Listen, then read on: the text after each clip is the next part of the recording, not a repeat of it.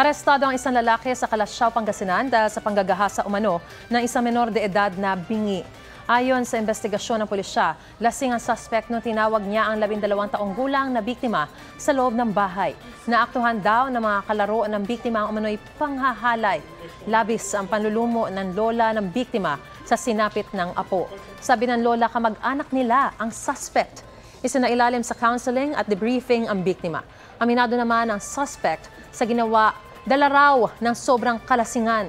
Sasampahan siya ng mga reklamo sexual assault at statutory rape.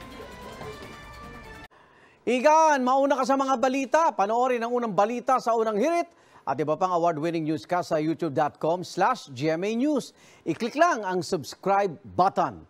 At sa mga kapuso abroad, maaari kaming masubaybayan sa GMA Pinoy TV at www.gmanews.tv.